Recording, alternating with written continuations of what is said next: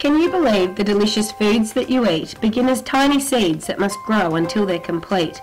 By planting these seeds and caring for them so, nourishing and watering and having the sun help them grow, these fragile seeds will sprout out of the ground and will continue to grow till, look what you found. A lettuce, some beans, tomatoes and sprouts. The veggies, they've grown, you all shout. What's hiding under the ground? Is there more? Carrots, potatoes and onions galore. It's time these were harvested and taken inside to be cooked or frozen, canned or dried. When cooked, these fresh foods make shared meals taste delish. You can add them to sandwiches or on a plate with some fish. But you have grown just so many, so it's safe to assume you can't eat them all now. There's too much to consume. What can you do? Because fresh food won't last long. After a few days to weeks, they do start to pong. Foods will go off and bacteria will grow. But worry not for our food, as there are other options, you know. To keep them for longer, some of these foods can be frozen.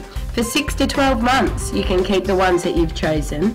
Drying and canning are options as well. They can be packed up and shipped off for the supermarkets to sell.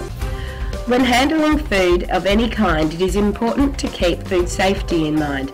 As bacteria can grow and make you feel sick, you must be hygienic when preserving the foods that you pick. If your food does go off and you must throw it out, place it in a compost bin. This will help more of our seeds sprout.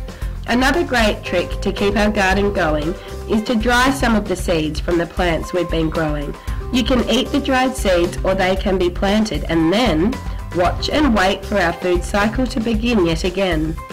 Animals too produce food for us to eat, filling our tums and making our diets complete. The chickens provide meat and eggs, the pigs ham and pork. These are all delicious foods to put onto our fork. The cows too play their part in this story being told. They provide us with beef and milk that's yum when it's cold. Many other animals too produce wonderful things indeed. They make milk, yogurt, cheese. These are just what we need. Even the clothes that we wear come from animals and things that we grow, such as canvas, calico and denim, made from the cotton we sew. Most of these plants grow in a veggie patch that must be cared for. Outdoor or indoor ones, there is much to explore. When building a veggie patch, we must keep in mind what materials we need to create our design. Where can we find the things that we need? Are they safe and sustainable? Where will we build it? These are very important questions indeed. We must draw and measure out where we want it to go and consider when watering it, how will it flow? So to grow these healthy plants, we're to build our veggie patch. Now let's get in groups and produce our first batch.